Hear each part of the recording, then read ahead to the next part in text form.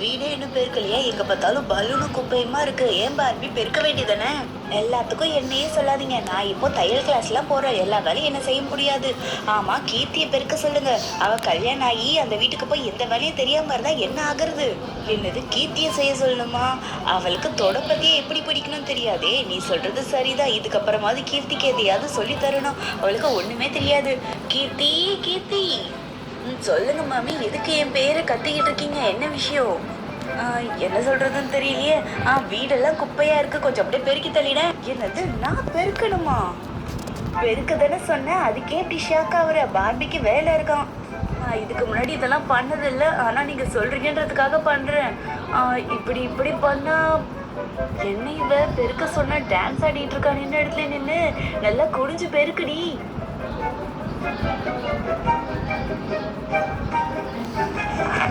இவ பெருக்கிறத பார்த்தா இன்னைக்கு ஃபுல்லா பெருக்குவா போல. இப்படி இப்படி தள்ளனா குப்பை ஒரே இடத்துலதான் இருக்கும். இப்படி மொத்தமா எல்லாத்தையும் ஓரமா தள்ளி பெருக்கு. இப்பயாவது புரிஞ்சுதா? இந்த மாதிரி பெருக்கு. சரி சரி, பெருக்கிட்டு முதல்ல இடத்த காலி பண்றேன். போதுமா? இப்படிதானே பெருக்கணும்? இப்போ உங்களுக்கு சந்தோஷமா? எனக்கு தையல் கிளாஸ்க்கு டைம் ஆயிடுச்சு, நான் போயிட்டு வரேன். இது பசிக்குது. இந்த பார்பி வேலை போயிட்டாலே கீர்த்தி வச்சு வேலை வாங்குவோம். கீர்த்தி, இப்போ என்னம்மா சொல்ல போற? பார்பி ஏதோ தையல் கிளாஸ்க்கு போயிட்டா, ரொம்ப பசிக்குது, ஏதாவது செஞ்சு கூட. என்னது, சமைக்கணுமா? எனக்கு சமைக்கவே தெரியாது. என்னமோ பேசுறீங்க? உனக்கு சமைக்க தெரியாதுன்னு எனக்கு தெரியும் தான். இந்த நூடுல்ஸ் கீடுல்ஸ் இருக்கும்ல, அது எதாவது பண்ணி கொடு. வீட்டுல இந்த பசங்க 2 பாக்கெட் வாங்கி வச்சிருந்தேன். நீங்க பாரு, இதை வச்சு எனக்கு நூடுல்ஸ் பண்ணி கொடு. செஞ்சுட்டு கூப்பிடு. நான் அதுக்குள்ள உள்ள போய் தூங்கி எழுந்து வரேன். இடுப்பெல்லாம் வலிக்கும். அடுப்பு பற்ற வச்சுதான் செய்யணும். நான் சமைச்சதே கிடையாது. இதுல கேஸ் சிலிண்டர் வேற இல்லையா? அடுப்பு பற்ற வச்சுலாம் இப்படியே சொல்றாங்களே. இதோட ப்ரொசீஜர் என்ன? அடுப்புல விரவ வச்சு அதுக்கு மேல கல்பரிசை வச்சு பற்ற வைக்கணும். இதெல்லாம் ஈகோ ஃப்ரெண்ட்லி தான், நல்லா தான் இருக்குது. ஆனா தினம் இந்த மாதிரியா சமைக்க முடியும்? நூடுல்ஸ்க்கு தேவையான அளவு தண்ணி ஊத்திக்கலாம்.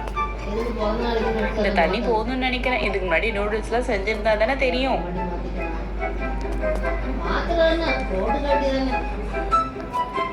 தண்ணி சூடானதுக்கு அப்புறம் இந்த நூடுல்ஸ் உள்ள போட்டுக்கலாம். ஆமா, இந்த மசாலா இப்ப போடணுமா இல்ல நூடுல்ஸ் வெந்ததுக்கு அப்புறம் போடணுமா? யாருக்கு தெரியும்? இப்பயே போட்டுருவோம். இதுக்கு எவ்வளவு மசாலா போட்டா நல்லா இருக்கும் தெரியலையே. நல்ல வேலை, இந்த அடுப்பு மக்கார் பண்ணாம எரியுது. அதனால பொக்கெல்லாம் இல்லாம இப்படியே சமைச்சிட்டு எழுந்து ஓடி போயிடுவோம். என்ன இது, வானல் கோணலா இருக்கு. நம்ம மேல ஏதாவது ஊத்திக்க போது நேரம் வச்சிருவோம். இந்த மேகி பாக்கெட்ல இது 2 மினிட்ஸ்ல வந்துரும்னு சொன்னாங்க. ஆனா இன்னும் இது வேகவே இல்லையே.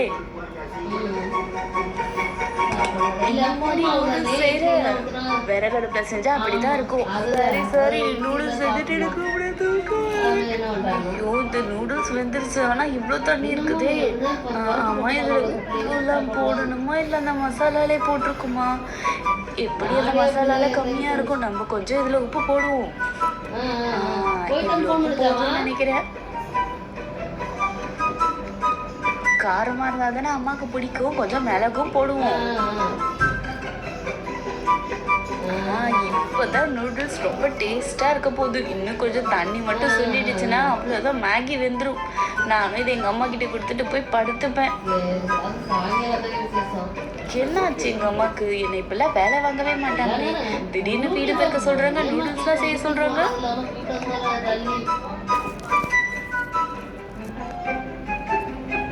நூடுல்ஸ் திக்காயிடுச்சு. உப்புலாம் கரெக்டா இருக்கான்னு பார்ப்போம். இல்ல, இன்னும் கொஞ்சம் உப்பு போட்டா நல்லா இருக்கும்னு தோணுது. இப்பதான் டேஸ்ட் அட்டகாசமா இருக்க போகுது. இது திடீர்னு அடுப்பு ஒரே புகையா வருது. நூடுல்ஸ் வெந்த வரைக்கும் போதும், எடுத்துட்டு உள்ள ஓடி போயிடுவோம். மம்மி, அம்மா எழுந்துருங்க. நூடுல்ஸை ஃபுல்லா ரெடி பண்ணிட்டேன். ஒரு நூடுல்ஸ் செய்ய சொன்னதாடி இவ்வளோ நேரம்? நான் இந்த நேரத்துல ஃபுல் மீல்ஸே சமைச்சிருக்கலாம். பார்க்க நல்லா தான் இருக்கு. சாப்பிட்டு பார்ப்போம். என்ன கொஞ்சம் தண்ணி அதிகமா இருக்க மாதிரி இருக்கு. ஏதோ நீ முதல்ல செஞ்சிருக்க. நான் சாப்பிட்டு பார்த்துட்டு எப்படி இருக்குன்னு சொல்றேன்.